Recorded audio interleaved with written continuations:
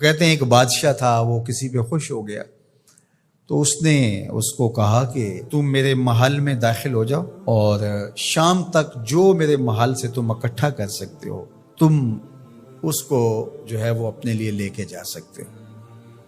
تو وہ جب محل میں داخل ہوا اس نے دیکھا کہ انواع و اقسام کے کھانے ہیں، طرح طرح کی چیزیں ہیں اور عالی نصب بستر لگے ہوئے ہیں، گو تکیے لگے ہوئے ہیں اور ہر طرح کی انسانی طبع کو لبھانے والی چیزیں موجود ہیں، نفس کے تلذذ کے لیے سارے سامان موجود ہیں۔ تو وہ گیا اور اس نے انواع و اقسام کے کھانے کھائے اور کھانے کھا کے اور مختلف وہاں انواع و اقسام کے مشروبات پیے اور ایک گاؤ تکیے سے ٹیک لگا کے ان نظاروں کو دیکھنے لگا۔ ایسی مستی چڑھی کہ آنکھ لگ گئی۔ اچانک اس کو دربان نے اٹھایا اور کہا کہ تیرے جانے کا وقت ہو گیا ہے۔ اب جب وہ واپس نکل رہا تھا تو حسرت سے روتے ہوئے جا رہا تھا کہ میں نے عیش و عشرت میں یہ وقت گزار دیا، کچھ نیند میں گزار دیا، اور جب وہ گزر رہا تھا تو قیمتی ہیرے، لال موتی، پکھراج کیا راستے میں بکھرے پڑے تھے۔ اور ایک دوسرے شخص کو داخل کیا تو اس نے ان لذت انگیز چیزوں کی طرف توجہ نہیں کیا، سب سے قیمتی چیزیں وہاں سے اٹھائیں اور جھولی بھری اور اپنے وقت مقررہ پر وہ واپس ہوا۔ تو اس دنیا کے محل میں ہم داخل ہوئے ہیں، ایک دروازے سے دوسرے دروازے سے نکلنا ہے۔ یہاں تلذذ کے سامان بھی ہے اور یہاں قیمتی چیزیں بھی ہے جو یہاں سے لے جا کے ہمارے لیے قیمتی ہوں گی، اور اس نے سمجھا کہ بس ایک دن میں یہاں جو کھانا ہے کھا لو، زہرۃ الحیات دنیا سے کہتے ہیں۔ اور دوسرے نے کہا کہ یہاں تو بھوک کاٹ کے جیسے بھی تو میں جہاں جا رہا ہوں تو یہاں سے جتنی قیمتی چیزیں اٹھائی جا سکیں اس کو اٹھا کے وہاں کے لیے لے جاؤں۔ اب اس دنیا کے محلے میں اترے ہیں، یہاں سے عیش و عشرت کر کے جب اچانک موت کا فرشتہ کہے گا تیرا وقت ختم ہو گیا، آ جا، اور پھر خالی ہاتھ ہوگا، پاس کچھ بھی نہیں ہوگا، دامن بھی خالی ہوگا۔ اتنا کچھ تھا، ایک سبحان اللہ کا ہی اتنا وزن تھا کہ میزان بھر جاتا ہے، الحمدللہ کا ہی اتنا وزن ہے کہ زمین و آسمان کے درمیان جو جگہ ہیں اس کی جزا سے بھر جائیں۔ لیکن ہم دنیاوی تلذذ میں رہے اور تھوڑی سی زندگی تھی، جب فرشتے نے جھنجھوڑا تو آنکھ اس وقت کھلی اور یہ کیا کر دیا ہم نے۔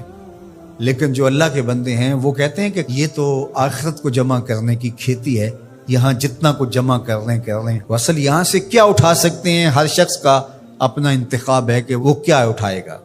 اپنے لیے وہ ابدی چیزیں اٹھائے گا جو ان کے لیے ختم نہیں ہوں گی، یا وہی کھا کے وہی چھوڑ کر کے اور اچانک مستی میں چلا جائے گا اور پھر فرشتہ اس کو جھنجھوڑ کے کہے گا اٹھ تیرا وقت پورا ہو گیا ہے۔ اللہ اکبر۔ فرمایا ہر شخص جب صبح کرتا ہے تو اپنی سانسوں کے ذریعے سے کچھ خریدتا ہے۔ اب اس کی مرضی ہے، چاہے آزادی خرید لے، چاہے گرفتاری خرید لے، چاہے خیر حاصل کر لے اور چاہے شر حاصل کر لے۔ وہ آخرت کا کیا سودا خریدتا ہے یا دنیا کا سودا خریدتا ہے، اس کے بعد جب آنکھ کھلتی ہے تو پھر سمجھ آتی ہے کہ میں کیا خرید سکا۔ حضرت ابراہیم علیہ السلام کے ہاں اولاد نہیں تھی، خدا کر کے ایک بیٹا ملا، نام اسماعیل رکھا۔ حضرت ہاجرہ کی گود میں بچہ کھیلتا ہے، حضرت ابراہیم اس کو گود میں لے کے پیار کرتے ہیں۔ رب کا حکم نامہ آتا ہے، اس بچے کو لو اور اس کی ماں کو لو اور ایسی وادی میں چھوڑاؤ جو بے آب و گیا ہو، جہاں کوئی سبزہ نہ ہو، جہاں کوئی کھیتی نہ ہو، جہاں کوئی آبادی نہ ہو۔ اللہ اکبر۔ 9 مولود بچے اور اس کی ماں کو ایسی وادی میں چھوڑ آنا جہاں کوئی انسانی آبادی تو درکنار، کوئی پرندے بھی نہ رہتے ہوں، یہ کوئی تھوڑا امتحان ہے؟ ذرا تصور تو کیجئے، کلیجے کانپ جاتے ہیں۔ لیکن حضرت ابراہیم اس امتحان کے لیے بھی تیار ہوئے۔ تھوڑا سا سامان لیا، اپنی بیوی کو اور اپنے 9 مولود بچے کو لے کر کے 3 نفوس پر مشتمل قافلے نے جا کے وہاں پڑاؤ کیا، کچھ وقت گزارا، پھر اللہ کی بارگاہ میں سحر کے وقت اٹھ کے دعا مانگی، ربنا انی اسکنت من ذریتی بواد غیر ذی زرع عند بیتک المحرم۔ اللہ میں اپنی ذریت کو، اپنی نسل کو، اپنی اولاد کو ایسی وادی میں تیرے آسرے پہ چھوڑ کے جا رہا ہوں جس وادی میں کوئی کھیتی نہیں، کوئی سبزہ نہیں۔ دعا مانگی، تھوڑا سا جو توشہ تھا، سامان تھا، سپرد کیا اور واپس پلٹنے لگے۔ حضرت ہاجرہ نے تمسکت بعزیالہ، آگے بڑھ کے دامن پکڑ لیا، کہا اس تنہائی میں، اس بے آب و گیا وادی میں چھوڑ کے ہمیں اس وقت کہاں جا رہے ہیں؟ کیا جواب دیتے؟ خاموش ہو گئے۔ تھوڑی دیر گزری، پھر قدم اٹھایا تو پھر بیوی نے دامن پکڑ لیا، اور حضرت ہاجرہ بولی اس وادی بے آب و گیا میں ہمیں چھوڑ کے کہاں جا رہے ہیں؟ حضرت ابراہیم کوئی جواب نہیں دیتے۔ ذرا تصور کیجئے، آپ بھی صاحب اولاد ہیں۔ تو تیسری مرتبہ پھر جب قدم اٹھنے لگے تو تمسکت بے ازیالہ، حضرت ہاجرہ نے دامن پکڑا اور پھر یہی سوال دہرایا، اس وادی غیر ذی زرع میں اپنے نومولود بیٹے کو اور اپنی بیوی کو چھوڑ کے کہاں جا رہے ہیں؟ حضرت ابراہیم پھر بھی جواب نہیں دیتے۔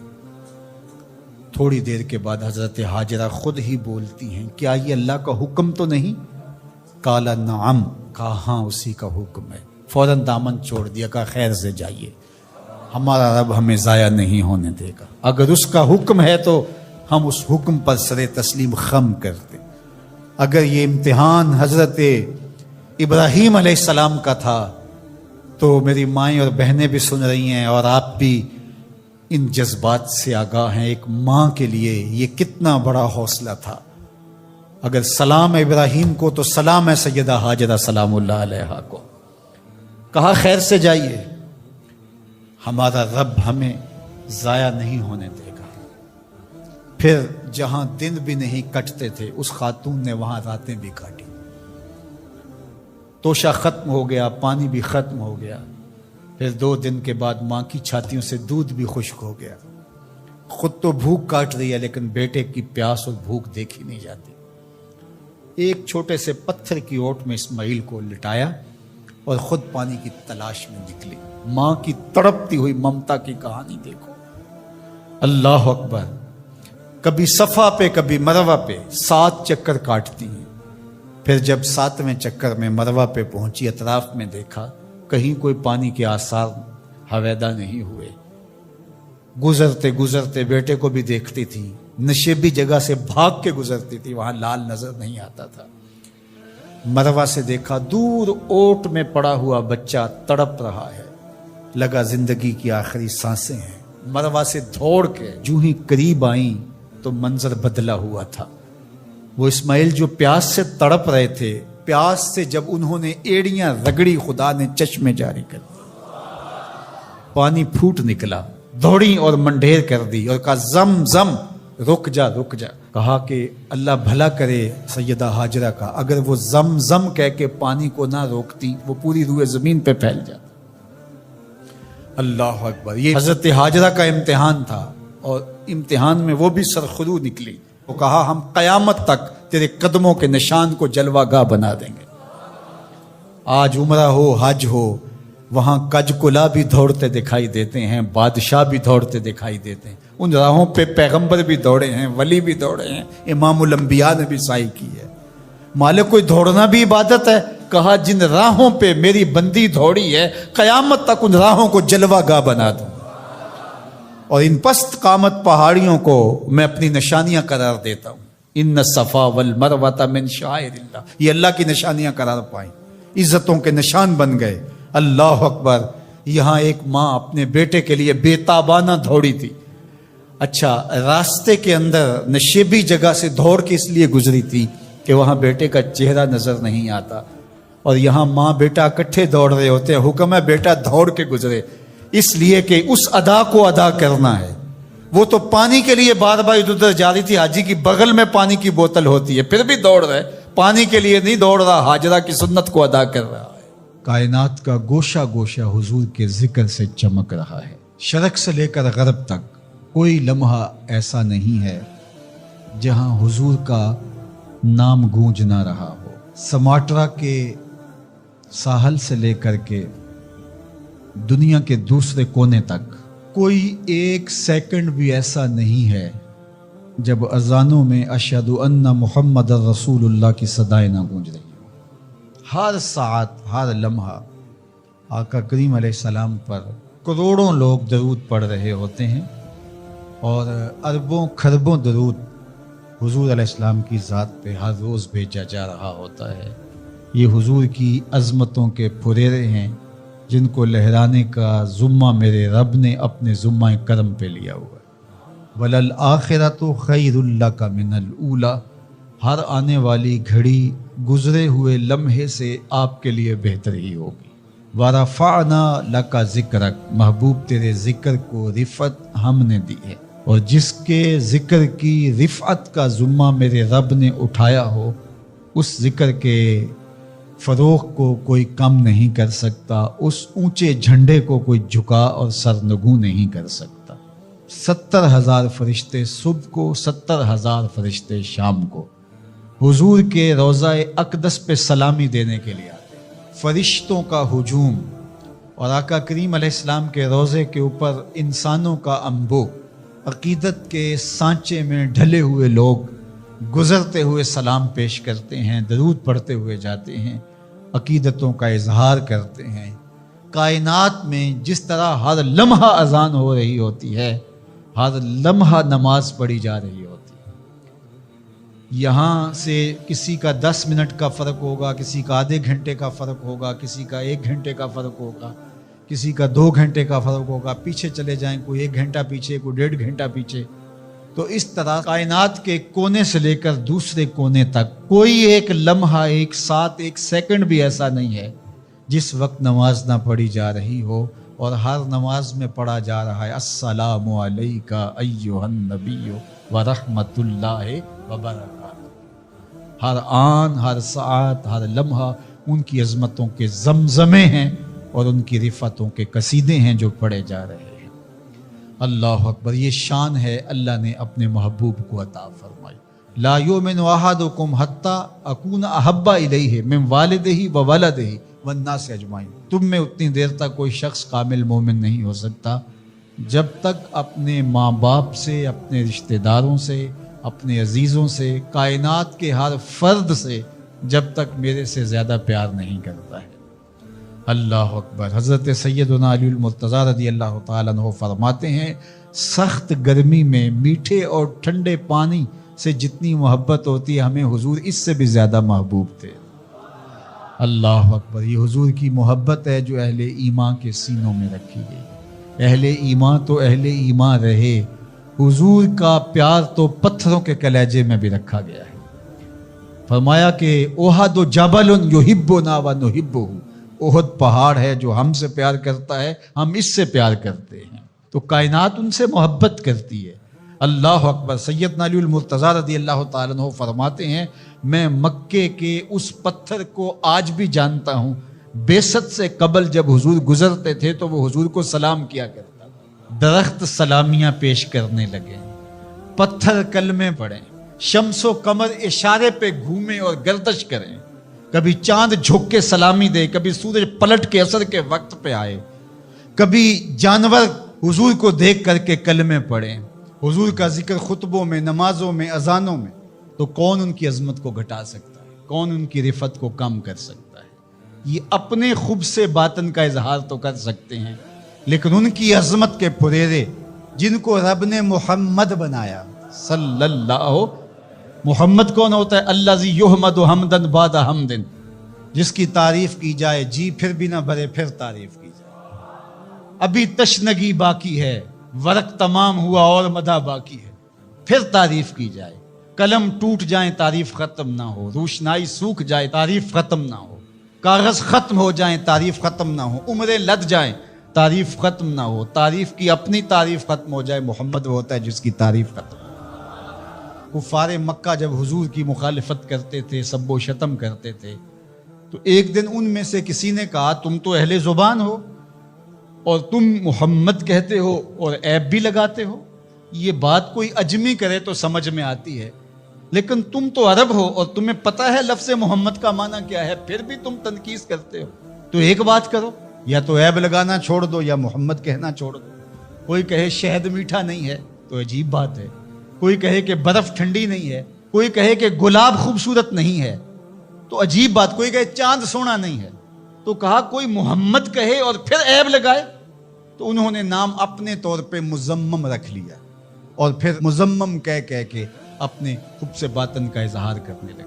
کسی نے آ کے حضور کو بتایا کہ حضور وہ مزمم کہہ کے خوب سے باطن کا اظہار کرتے ہیں۔ فرمایا تم نے دیکھا نہیں اللہ نے قریش کے منہ کو کیسے پھیر دیا؟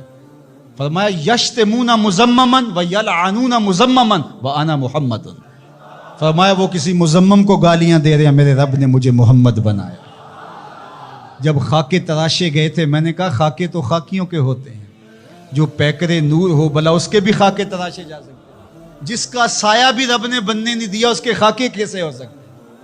تم اپنے تصور سے کچھ بنا رہے ہو، وہ میرے حضور کے خاکے نہیں ہو سکتے۔ ان کا تو نہ ثانی بنایا گیا نہ ان کا سایہ بنایا گیا، مثل او در عالم امکان متصور نیست، خدا نے وہ سچائی پن چھڑیا جہدے وچ محمد نو اٹھا لیا۔ حسینہ جمیلاں دا منہ موڑ دیتا، محمد بنا کے قلم توڑ دیتا۔ چاند کی طرف منہ کر کے تھوکنے سے اس کی نوری کرنیں میلی نہیں ہو سکتی۔ مدینے کا چاند کل بھی روشن تھا، مدینے کا چاند آج بھی روشن، اور رہے گا یوں ہی ان کا چرچا رہے گا، پڑے خاک ہو جائیں جل جانے والے، ان کا نام و نشان بھی نہیں رہے گا، لیکن میرے حضور کے نام کے پھریرے کائنات میں لہراتے رہیں گے۔ سچا واقعہ حضور نے اپنے صحابہ کو سنایا۔ 3 آدمی سفر کے لیے روانہ ہوئے، یہاں تک کہ ان کو رات پڑ گئی، تو ایک غار کے اندر وہ داخل ہوئے رات گزارنے کے لیے۔ آندھی چلی، بارش آئی، تو اوپر سے ایک پتھر لڑکا اور وہ غار کے دروازے پہ آ کے گر گیا، اور اتنا بھاری اور بڑا پتھر تھا کہ اس نے غار کا دروازہ بند کر دیا۔ انہوں نے آپس میں بات کی اور کہا تم اس غار میں پھنس گئے ہو، اب یہاں سے نکل نہیں سکتے مگر یہ کہ تمہارے وہ عمل جو محض اللہ کی رضا کے لیے تم نے کیے ہیں، ان اعمال کا وسیلہ دے کے اللہ سے دعا مانگو۔ ان میں سے ایک آدمی نے کہا اللہ میرے ماں باپ بوڑھے تھے، اور میں جب بھی بکریاں چرا کر کے آتا تو میں دودھ دو کر کے سب سے پہلے اپنی ماں کو اور اپنے باپ کو پیش کرتا۔ ایک دن میں سرسبز درختوں کی تلاش میں بکریاں لے کے کوئی چارہ کوئی درختوں کی تلاش میں دور نکل گیا۔ میں جب واپس پلٹا دونوں سو چکے تھے۔ میں نے یہ مناسب نہ سمجھا کہ میں ان کو جگاؤں، بیدار کروں کہ اٹھو دودھ پی لے، لیکن اب سارا دن وہ بھوک سے تھے، تو اچانک آنکھ کھلے اور بھوک کی شدت سے تڑپے، تو میں وہاں سے ہٹ بھی نہیں سکا۔ تو کہتا ہے کہ میں بچوں کو نظر انداز کیا اور ماں باپ کے جاگنے پہ دھیان رکھا، اور یوں ساری رات بیت گئی۔ میرے ماں باپ فجر کے وقت جب اٹھے، وہ دودھ ان کو پیش کیا۔ اب یہ عمل پیش کر کے کہتا ہے اے اللہ اگر یہ میں نے محض تیری رضا کے لیے کیا، تو جانتا ہے میرے دل کو، تو اس پتھر کو ہٹا دے۔ تو پتھر تھوڑا سا سرک گیا، لیکن اتنا نہیں تھا کہ وہاں سے یہ باہر نکل سکے۔ اب دوسرے کی باری آئی، اس نے کہا اے اللہ میرے چچا کی ایک بیٹی تھی جو مجھے بہت زیادہ محبوب تھی، مرد عورت کے ساتھ جتنی محبت کرتا ہے اس طرح میرا اس کی طرف رجحان قلب تھا، تو میں نے اس کو اپنی خواہش کی تکمیل کے لیے کئی بار کہا، لیکن اس نے کہا کہ یہ نہیں ہو سکتا۔ اور پھر ایک دن حالات نے اس کو مجبور کر دیا، فاقہ زدہ حالات ہو گئے، غربت آ گئی، تو اس نے مجھ سے اپنی حاجت طلب کی، تو میں نے اس کو 120 دینار دیے، لیکن شرط پہ کہ تم اپنا جسم میرے سپرد کرو گی۔ اب مجبوری سے اس نے کہا ٹھیک ہے، لیکن میں نے دیکھا کہ اس کا وجود اللہ کے خوف سے کانپ رہا تھا، اور مجھے کہنے لگی اتق اللہ، اللہ سے ڈر اور اس کی حدوں کو نہ توڑ۔ میری خواہشات تو پگلی تھیں، آرزویں تو بےتاب تھیں، اور میں اس کی قیمت بھی ادا کر چکا تھا، لیکن اس کا یہ جملہ کہ اللہ سے ڈر، تو میں نے تیرے سے ڈر کے اس کو چھوڑ دیا، اور جو اس کو میں نے 120 دینار دیے تھے وہ بھی اس کے پاس رہنے دیے۔ اللہ میرے اس مخفی عمل کو تو ہی جانتا ہے، تو اگر میں نے تیری رضا کے لیے ایسا کیا تو اس پتھر کو ہٹا دے۔ تو پتھر تھوڑا سا ہٹ گیا، سوراخ تو زیادہ ہو گیا، لیکن ابھی بھی وہاں سے گزرنا ممکن نہیں تھا۔ اب تیسرے نے کہا اے اللہ میں مزدوروں سے کام لے رہا تھا اور ان کی مزدوری میں نے دے دی، ایک مزدور بتائے بغیر چلا گیا، تو میں نے کیا کیا کہ اس کے مزدوری کے پیسے کاروبار میں لگا دیے، کاروبار میں برکت ہوئی، اور بہت زیادہ وہ کاروبار جو اس کی مزدوری سے شروع کیا گیا تھا پھیل گیا۔ تھوڑی سی مزدوری تھی لیکن کاروبار بہت پھیل گیا۔ اب میں اس کے اندر کچھ ایک آنا ٹگا نہیں لیا۔ ایک عرصے کے بعد وہ شخص آیا، اس نے کہا مجھے میری مزدوری دے۔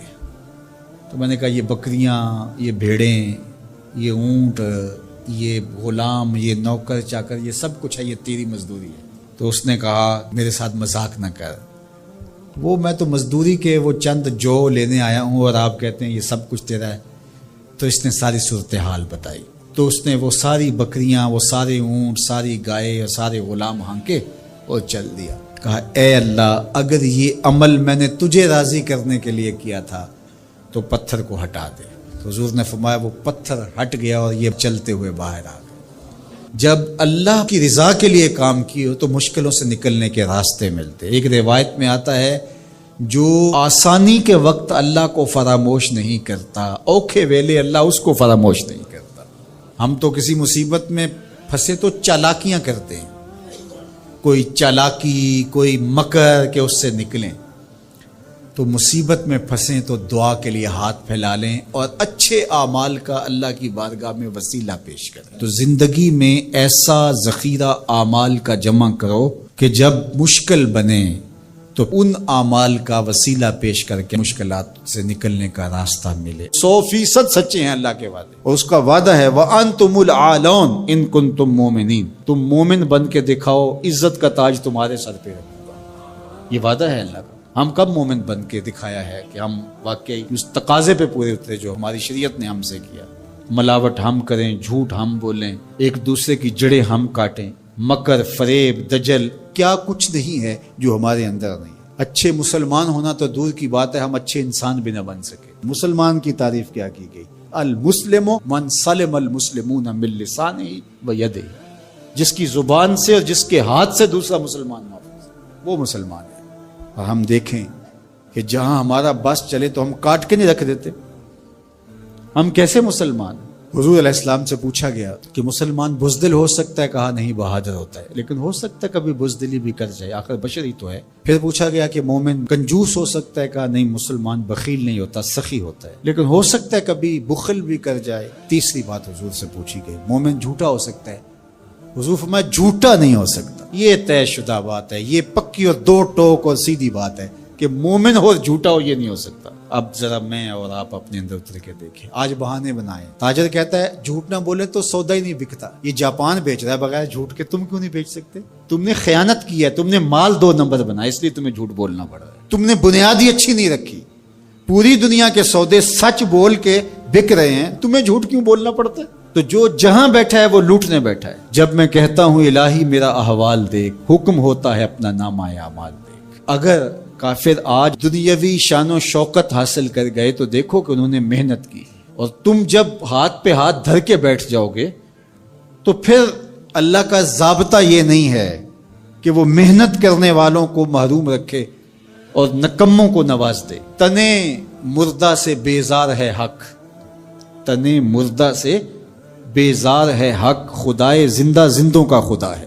من جہادہ وجدہ، جس نے محنت کی اس نے پا لیا۔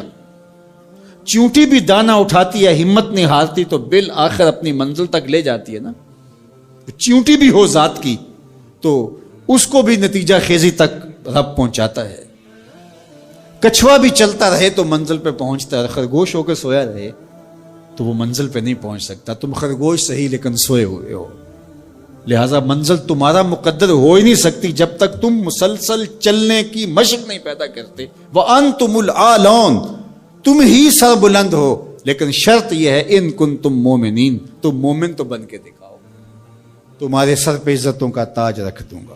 آج ذرا دیکھیں ہم کھڑے کہاں ہیں، تھوڑے سے حالات سخت ہونے لگتے ہیں تو تاجر ذخیرہ اندوزی کرنے لگ جاتا ہے، اور مانگتے ہو وہ شانیں، مانگتے ہو وہ عزتیں جو قرون اولیٰ کے مسلمانوں کو دی گئی، ذرا وہ کردار بھی تو لے کر کے آؤ نا۔ تم تو ذخیرہ اندوزی کرنے بیٹھ گئے کہ زیادہ سے زیادہ پیسے کما لیں اور غریبوں کا خون بھی نچوڑ لیں، اور مدینے میں تھوڑے سے حالات تلخ ہوتے